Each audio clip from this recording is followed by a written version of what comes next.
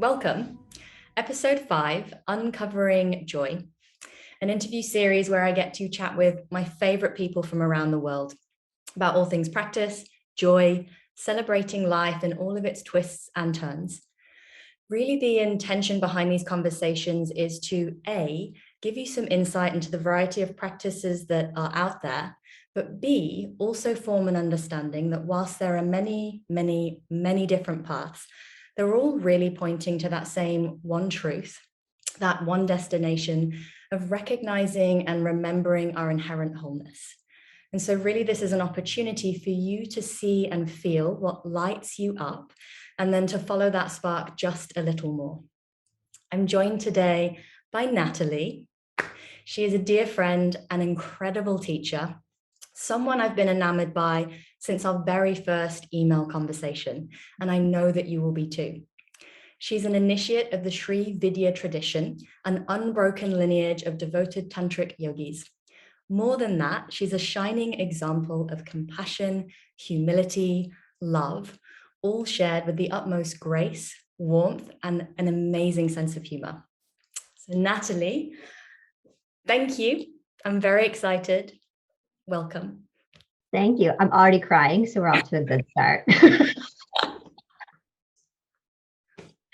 It's been a week. I'm glad. It's favorite people. You gotta love them. Yes. Yeah. Thanks for having me here. This means a lot to me. Oh my gosh, it means even more to me. So thank you. I thought we'd dive straight in. And I'd love to know, I always say like how you found yoga, but I always feel like it's actually more like how yoga found you, from your first experience to how it brought you to finding Tantra. Yeah, absolutely. My very first introduction to yoga was when I was a teenager in Olympia, Washington. And the costume designer for the youth theater company that I used to perform with came in and just started teaching us postures that she had learned at the local yoga studio. And we all thought it was super weird, but I loved a challenge. So I was like, and the one I remember the most is Garudasana. I was like, this is so weird and cool, and I can kind of do it. And so that was my introduction. And when I look back in retrospect, I think that I was in 11th grade when that introduction happened. And that was like a really rough period for me. I was starting to kind of fall apart at the seams a little bit at that point in time. And so it doesn't seem an accident that that's when that seed was planted. But I didn't really know anything about yoga except for weird things that you do with your body. And I came back to it a little bit here and there as a dancer and as an actor over the years, sort of as like maintenance a little. It resonated as a dancer, but I didn't know what yoga was. It felt good in my body. Flash forward to my late 20s, living in New York City, and I was really starting to unravel, dealing with a massive amount of anxiety I was just anxious all day long. And it was definitely making life a challenge. And I happened to randomly join a gym across the street from where I happened to be working at the time with some other girls that I was working with. And the job that I had was kind of a 9 to 5, but if you weren't careful, like your hours could easily be pushed well beyond 5 p.m. And so I started using the yoga classes at the gym as my excuse to get out of work on time. So I would just sort of like make a casual declaration at the beginning of the day that, oh, yoga starts at 5:15 today, so I'm going to have to leave right on time. So that was the thing that got me going on a daily basis.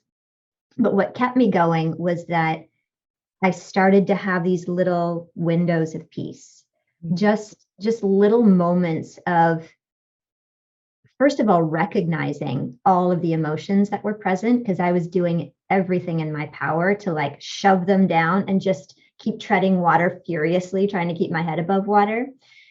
So I was able to recognize like, not all is well. And to also have moments of just a little bit of relief.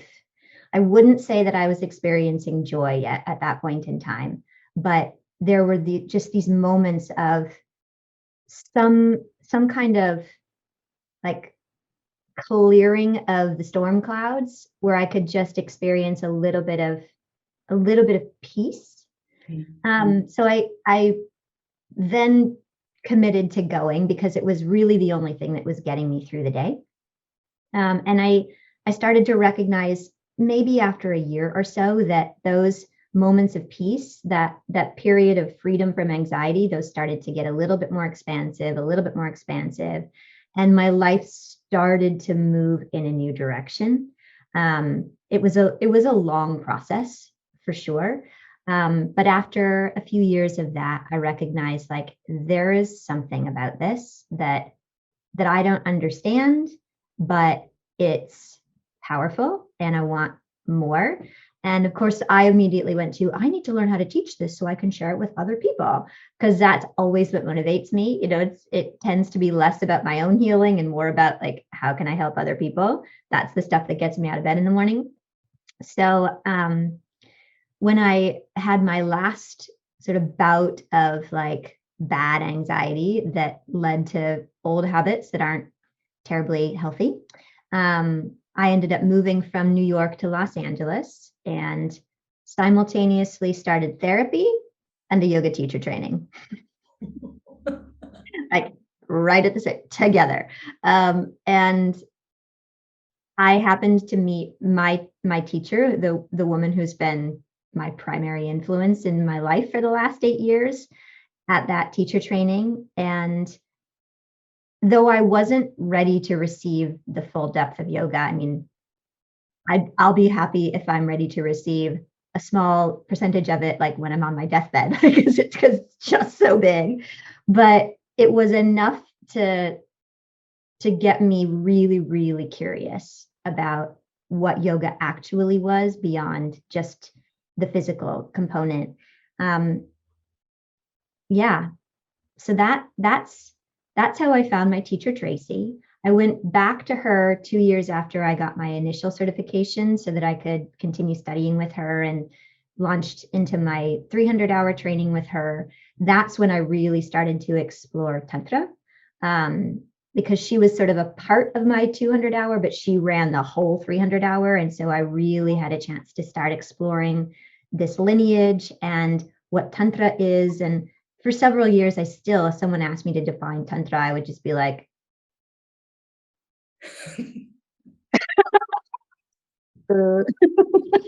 I got nothing, but I can feel it doing its thing. So fortunately, within this tradition, there is sort of an endless amount of studying that can be done, and there are really beautiful guidelines on like how to continue growing and developing, which is one of the things that I love about being in a tradition. And so I'm just voracious with it. I'm just constantly trying to understand more, learn more, broaden my perspective on what is possible, and invite it into my experience of life as much as possible. And it's interesting because now that I've been teaching for 8 years, my primary motivation is my own practice. Whereas before, when I had just started practicing, my primary motivation was wanting to teach other people. And now it's recognizing, whoa, this is not just a practice. This is my spiritual path. And if I can share the tiniest sliver of what I am experiencing, then that would be amazing. And at the same time, I'm just so grateful to be experiencing it for myself. Yeah. I hope that answered your question. Oh my God, in the most beautiful way. And I'm like nodding to all of it. I was like, yes, yes, yes, I feel that. And just so amazing when you find the person that unlocks the initial intrigue to find out a little more and to understand those pockets of peace that you were finding. I had the same thing. I was at a gym in London and I was just like, I went for one reason and I came out feeling so confused by what I was feeling, and just nicer. Like London's quite, there's tenacity, you're moving around, you don't realize you've kind of entered a bubble of like blinkers on. And I felt like a cloud. I was so spacious. And that's what kept me going. Yeah. So for the 7 years that when people asked you what is Tantra, and it was like, now for those that don't know yoga at all and maybe don't know Tantra, what in your own way or words, particularly with the experience and the lineage that you're teaching and practicing from right now, what is Tantra to you? And what are the benefits from choosing to devote your life, your practice to such a path? Yeah. So first I'll say what Tantra is to me, and then I'll try to give a little bit more of like a broader definition of it. And Tantra for me is the belief that everything is sacred. Everything. Every aspect of who we are is sacred. The things that we like about ourselves, the things that we're ashamed of, every experience that we have ever had, every impression, every aspect of the world, all humans, all animals, like everything is sacred. And that lens of perceiving the world really it shifts everything, and it really makes me so much more mindful about how I am receiving what's happening around me, how I am receiving other people and the energy that they're maybe coming at me with, and how I perceive myself, how I relate to myself, and especially the shadowy bits that I would be otherwise really tempted to deny. I grew up in a faith system that really like prioritized your virtues, and like that's the only part of you that you ever want to acknowledge or allow to be seen. And it took me a really long time, and I'm still very much in the process of breaking those walls down and allowing myself to be all that I am, and to appreciate it all as an expression of the divine in some way, shape, or form. So that's huge for me. And one of the many definitions of Tantra is to weave. And so there are lots of different ways that you can play with that. One of them is to sort of reweave the various aspects of ourselves back into an integrated whole. And I kind of think of it as like loving yourself whole again, if that makes sense, and like just embracing all of the little broken bits.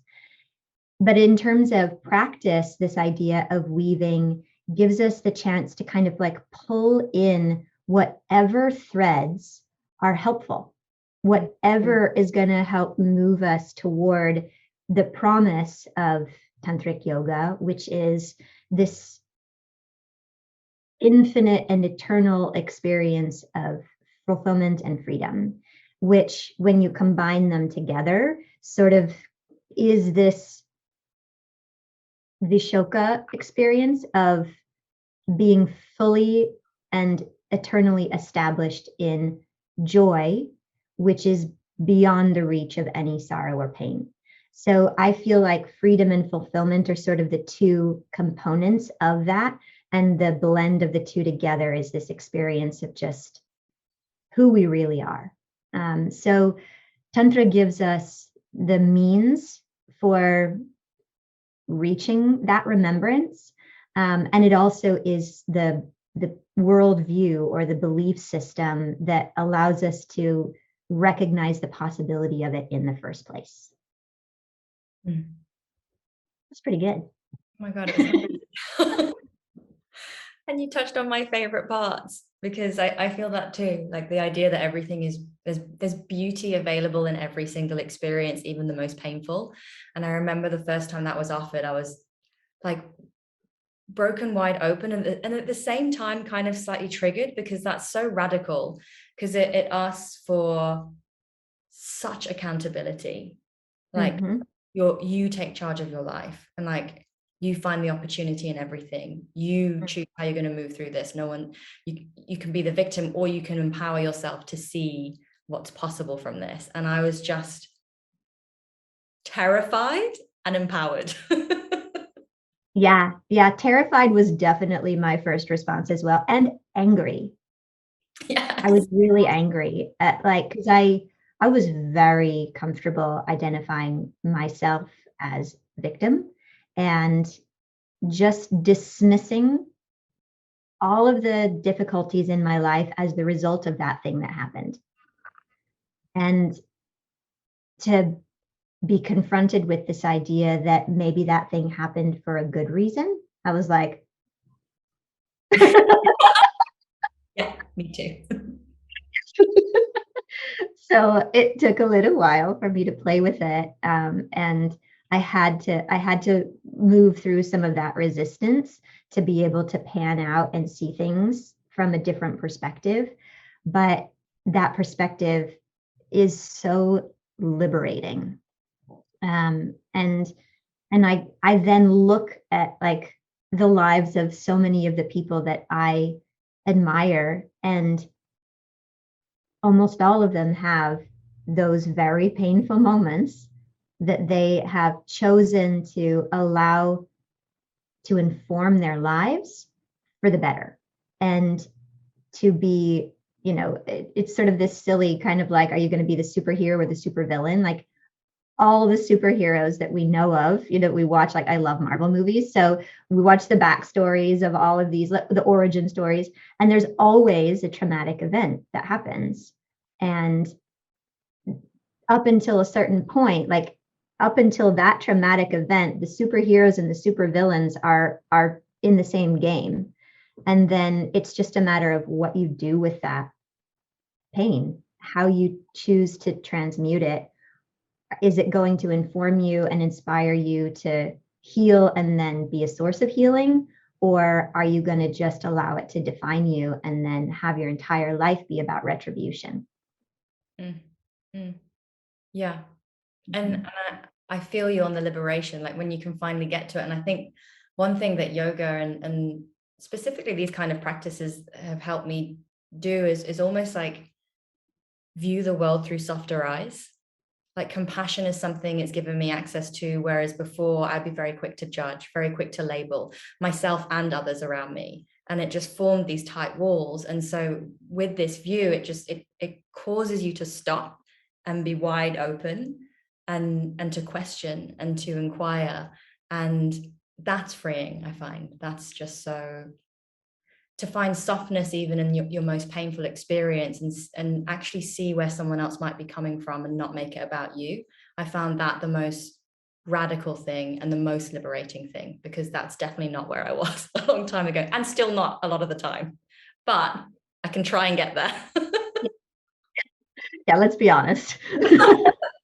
Yeah, if you're in a relationship with another human being, you're not going to be there all the time. It's going to be an ongoing challenge for sure. Yeah. Yeah. But it gives you, this kind of work gives you permission to kind of be in the mess for a little while, to be in the uncertainty, because I think that's part of our inclination to judge and label, is that we just want to try to make sense of things as swiftly as we can so that we feel like, okay, I've got some solid ground to stand on. And that's such a human instinct and urge. But this gives us a chance, because we're not putting our faith in the external, we have our anchor like connected to something that's deeper, that is unchanging. So with that anchor, you then feel a little bit safer to navigate like the marshland a little bit and let things be messy and let things be undefined and unknown for a little while.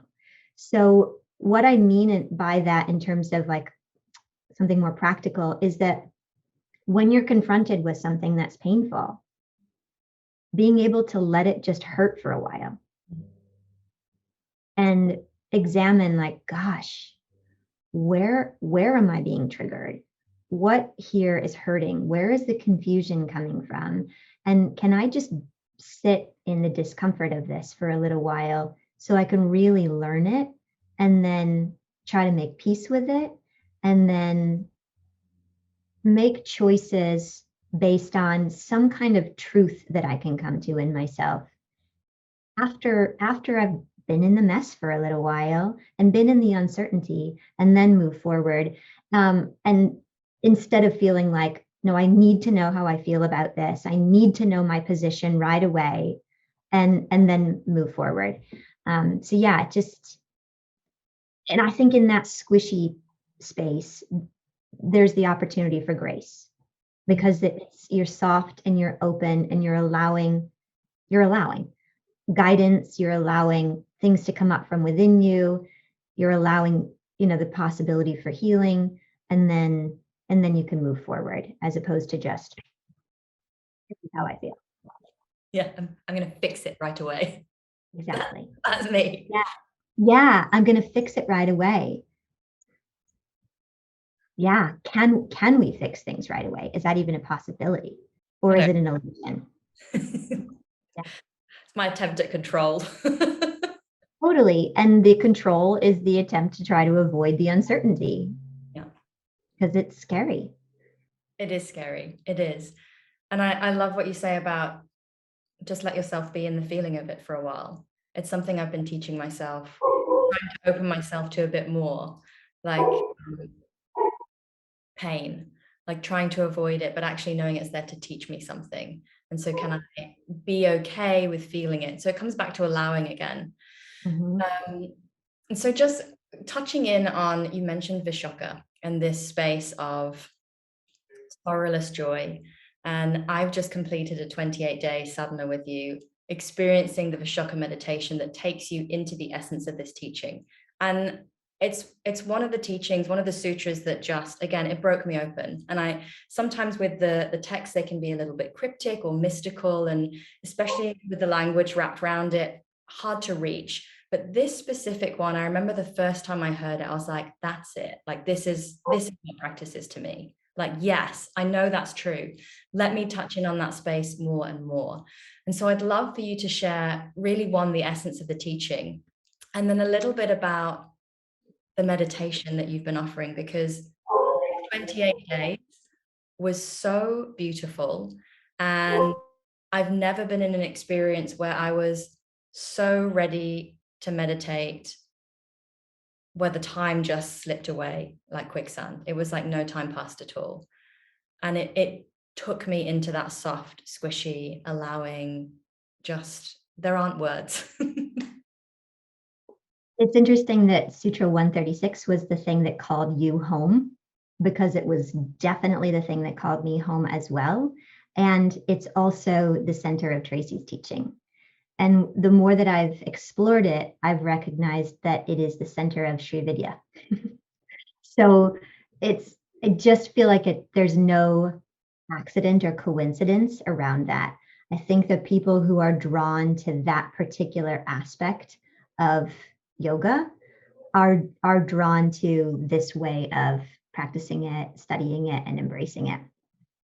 So what's interesting about Sutra 136, I mean, one of the many things that's interesting is that teaching is something that shows up in so many different sacred texts. It's in the Lotus Sutras from Buddhism, it's in the Shiva Sutras, and then it's really the heart of the Yoga Sutras and what everything about yoga basically leads us to. It's the sort of the central focus of the first chapter of the Yoga Sutras, which is the secret of the Yoga Sutras, Samadhi Pada. And that's really like outlining the why of this is why we practice yoga. And then the other chapters kind of give us a little bit more of the how, and then some of the additional cool things that can happen. But when we go into Sutra 136, we recognize that all of this, whether it's through practices that require a significant amount of self-effort, or if it's through just spontaneous surrender to the divine, the result is the same. And as you touched on, every major faith system around the world, and not major, every faith system around the world is in some way bringing us back to that remembrance that there's a part of us that remains untouched by our experiences of life. And it's been with us since before we were even considering conception. It's the part of us that has the desire to be conceived and then born into this world in order to be able to experience itself in all of its many forms. And no matter what happens to us, it remains pure, unblemished, completely whole, and joyful. And it's the kind of joy that is not dependent upon anything. It's not the joy that we experience when we have a desire fulfilled. It's the joy that we experience at the cessation of desires, when there is nothing left to be desired, because you're completely whole and you're completely full. So that's that aspect of lasting fulfillment. We want for nothing when we are in this space. And that's our true essence. So the thing that really hooked me about Sutra 136, which is what hooked me into yoga, was this idea that I don't have to consider myself broken, damaged, flawed, like just innately imperfect and destined to be miserable for the rest of my life, which is kind of what I was thinking. I was thinking happiness is something that other people experience. It's just not in the cards for me. I will always be uneasy with myself. Too much has happened to me, or maybe I was so messed up to begin with that that's why bad things happen to me. All of this stuff, like just really thick shame. There was this little like beam of light that came in and said, that's not true. Mm. And it took me a really long time to embrace that, but just the possibility that I'm not all of this broken, damaged stuff, that I'm identifying with. I'm actually something that none of that has access to. And that was a life changer. And I had an experience in a meditation where I got to actually be that part of myself, attempting to heal the other part of myself. And it wasn't something that anyone guided me to. It really, in retrospect, it was grace. It was something coming in saying, this is how you need to see yourself from here forward. And that was I think that's why I've been able to be on sort of an accelerated path, is because that gift was given to me right at the beginning. It was in my 200 hour, and it was a meditation that Tracy was leading. It had nothing to do with what she was saying, but I talked to her afterwards and she was like, someone knew you needed to go somewhere else.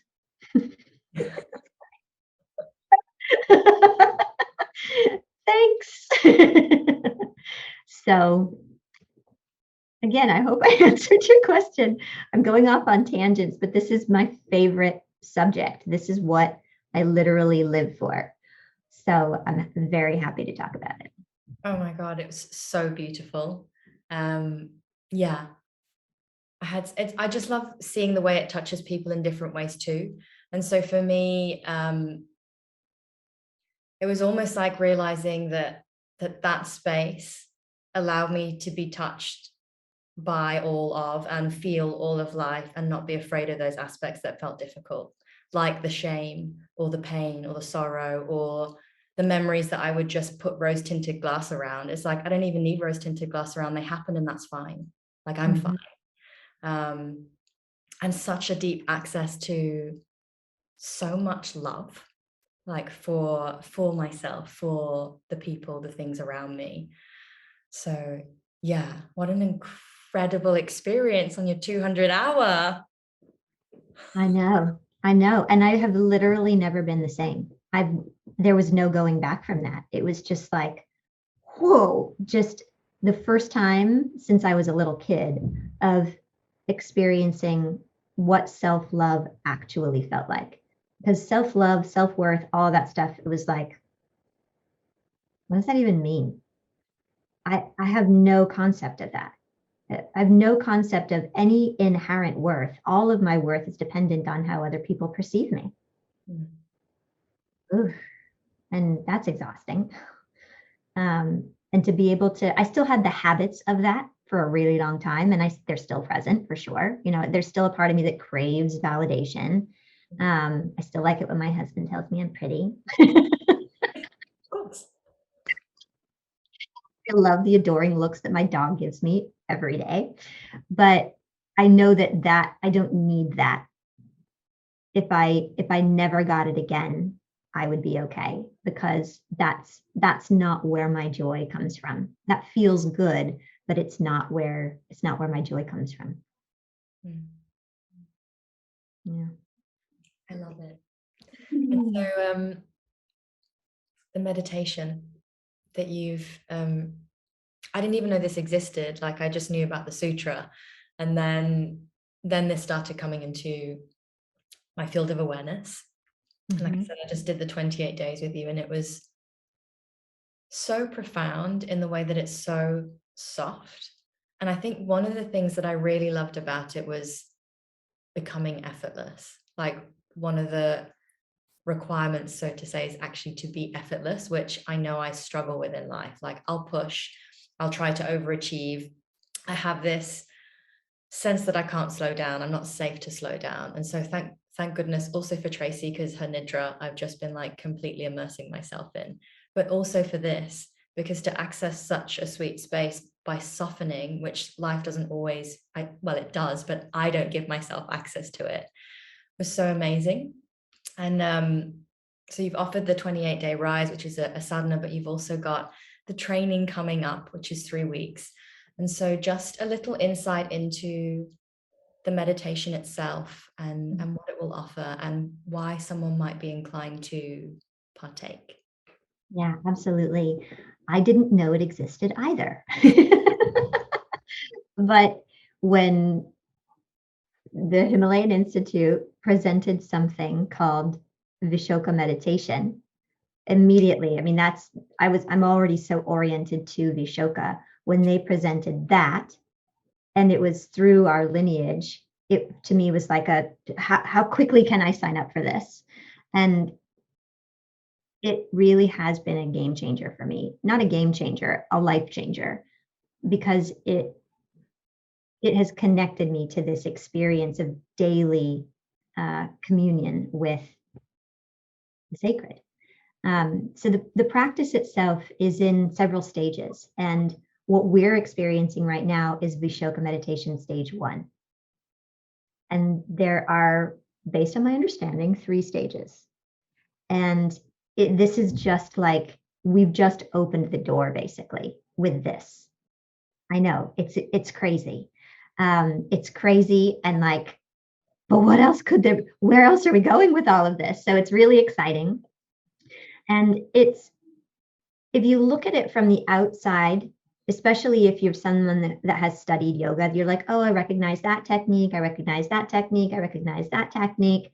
But the way in which it's woven together and the subtle softness with which it's shared is transformative. It's so exquisitely crafted, and it's been passed down for multiple generations. And it is this hybrid, this blend of yoga, Tantra, Buddhism, and then coming in from the Shiva Sutras as well. And we can look at sort of the life trajectory of some of the sages that played a role in its development.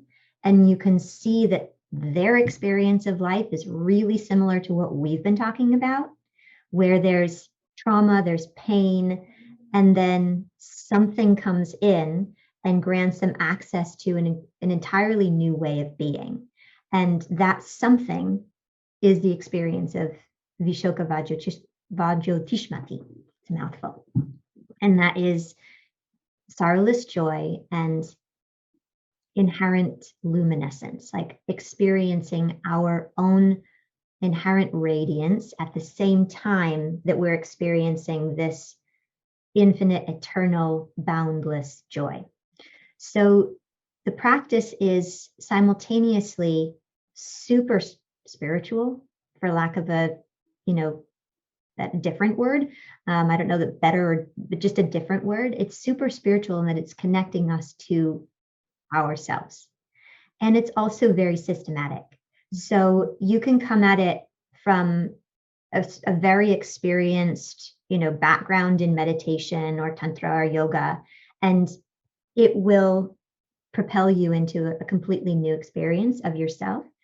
Or you can come at it having never done any of this before and also have a completely different experience of yourself because of the accessibility of each of the techniques by themselves. And then just the way that they're sequenced, it takes you from the more gross experience of yourself as a body, as a thinker, and it starts to just kind of gather all of those bits and pull them in, and then you start to unite your mind with your breath, and then together the mind and the breath, which are considered to be like primordial besties. The mind wants to be nowhere more than with the breath. It gets very easily distracted, but when you can bring it back to the breath, that's where it's happiest. And then together, the mind and the breath get to take a tour of the body and remember that this is home. This is where we have chosen to be for this, manifestation of creation. And isn't this a nice place to be, as opposed to off in the future or reminiscing about the past or whatever it happens to be. The mind likes to be elsewhere. And when we bring it home to the body, it just gets to have that like big sigh of relief that we have when we come home and we can put our pajamas on and be like, oh, now I get to just be myself again.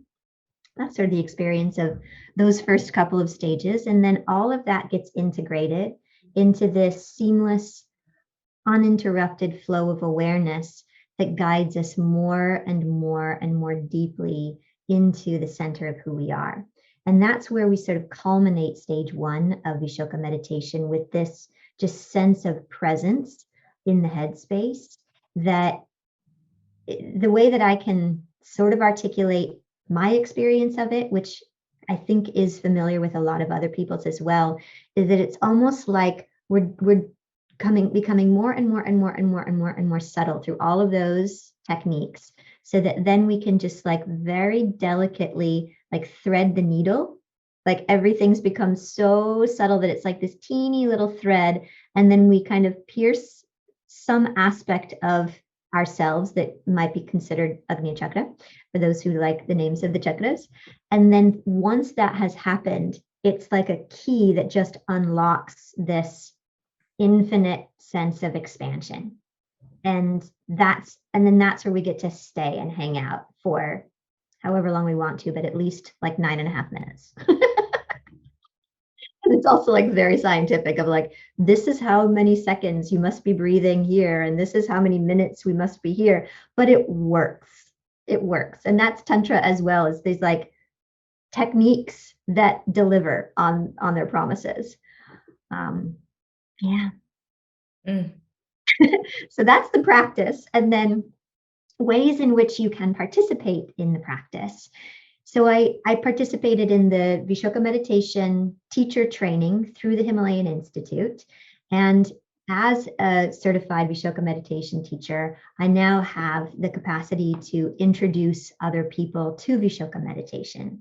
And one of the ways that I have been doing that is through these 28-day sadhanas with a group of meditators from all around the world who all show up and we meditate together. And we've been exploring the various techniques and practices and worldviews and whatnot, and then weaving it all together so that the last 2.5 weeks or so are just the practice every day, so that we can soften into it more and more.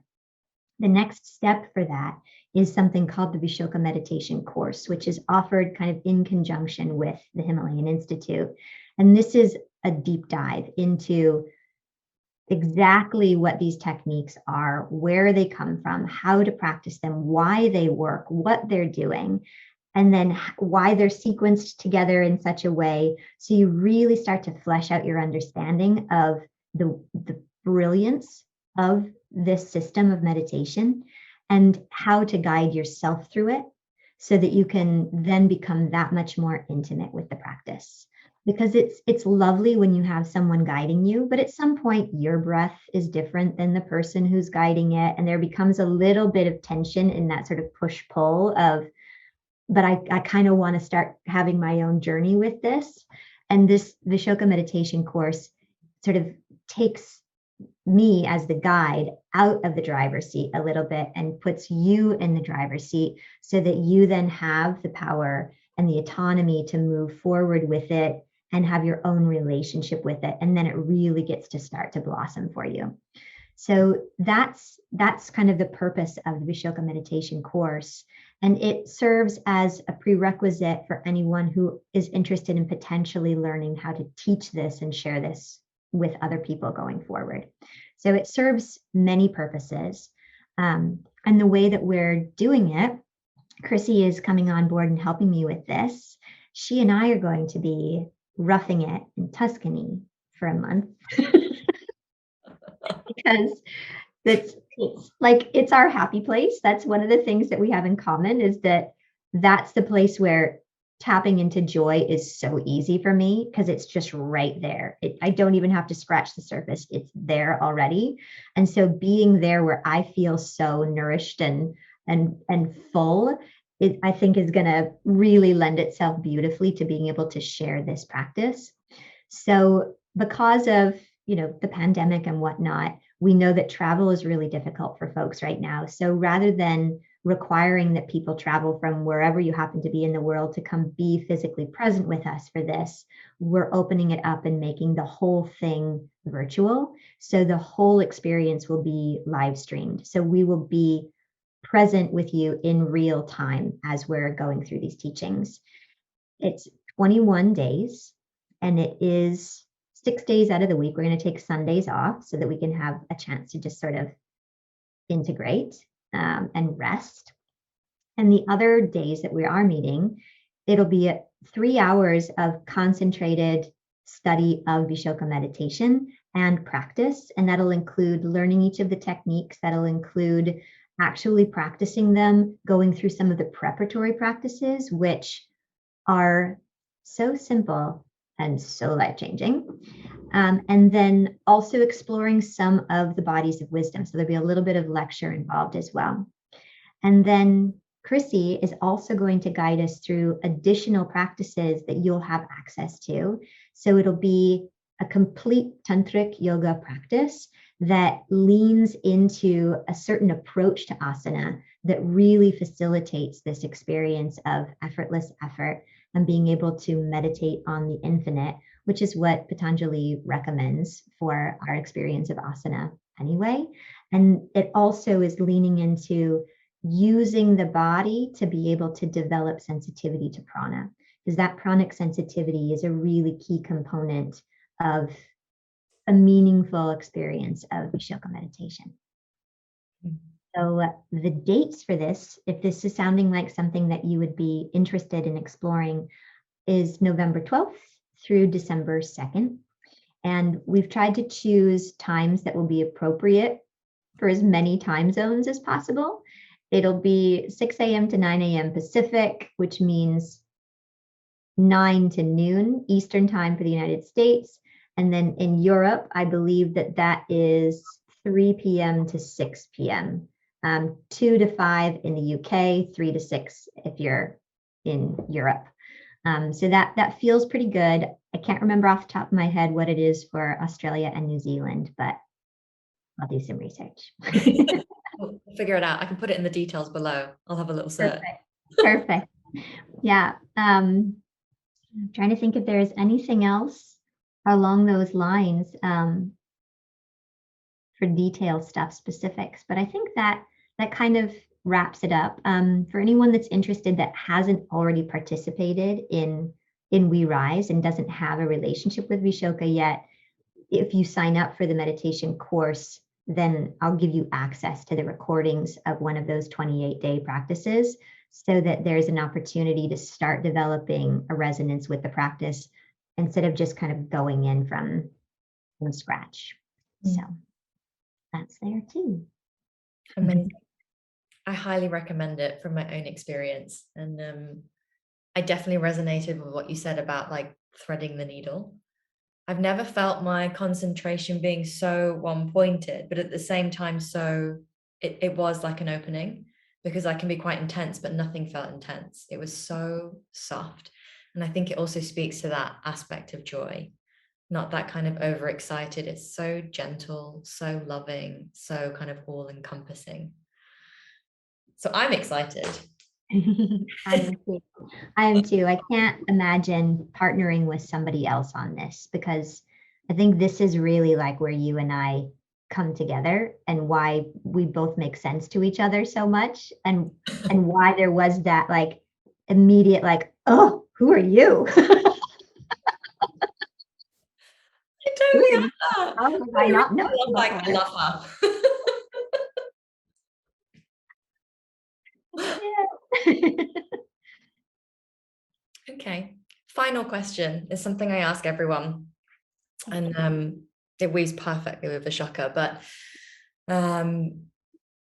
as is life, there's something can mean something different to everyone. And so I always ask what what does joy look like and feel like for you as you move through life? And what are your favorite means, be it yoga or otherwise, of kind of finding that, living that, and breathing that?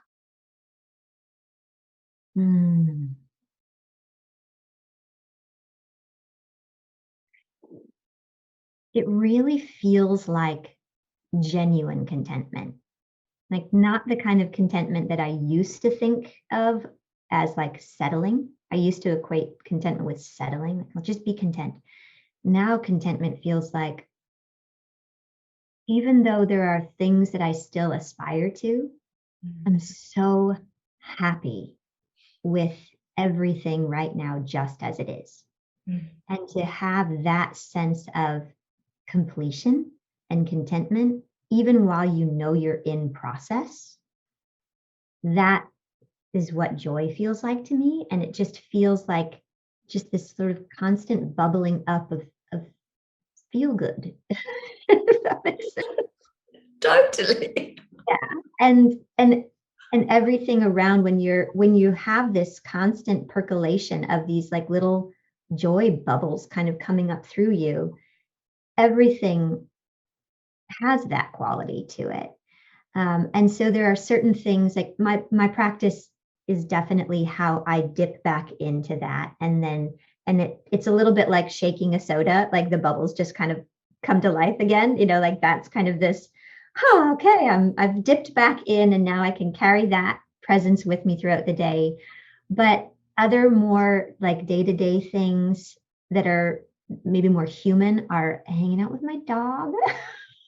I take him for walks, and he gets to smell all the things he wants to smell, and that has me sort of slow down and like really look at where we are. And he loves to just sunbathe, and so he'll lay down in the sun and I'll just rub his belly, and then I can like chant mantra and soak up the sun with him. And like that's one of my happy things. Being in nature in general, cooking and baking for me as well, because again, it's something that like I have to sort of slow down, and I can be simultaneously with myself and like with the bread that I'm attempting to bake. Definitely connecting with people like you. That has become like such a lifeline for me, being with people who are also on the quest for joy and who are going about it in such a brave way, as opposed to just chasing the light, being able to, keep an eye on the light while simultaneously like being with the shadows, and allowing it all to be present. That is very nourishing for me. So these relationships with, my sisters is a really great source of joy and inspiration and accountability. And Yeah, and fun and laughter, all of those things. Yeah, so that's it. And then living my purpose, like really, really being devoted to living what I was put into this body to live, without apologies, and minimizing the distractions that would pull me away from that. Because when I'm living what I was put in this body to do, that's where I'm going to experience joy, and that's where I'm going to really thrive. So being sort of tenaciously committed to that is also definitely, a source of infinite joy. Mm. All wonderful things. I resonate with so many of them. I find the same with baking as well. Love it. You, and then you get to eat it. And also, like, seeing the ingredients, I still can't ever quite get over when ingredients turn into another thing. I'm always blown away. I've been doing it for years, but still, it's like, oh my gosh, look what it's turned into. Yeah, and it's so delicious. I know. Yeah, Totally. food is definitely a source of joy for me as well. Oh my God. I I often make food practice analogies.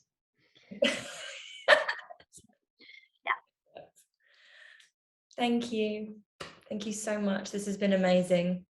All details, all details will be in the description. I'll also include Natalie's handles so you can find her if you want to dive into more of her wisdom. And if you have any questions, please always feel free to reach out. Thank you for watching, and I'll see you guys soon for episode 6.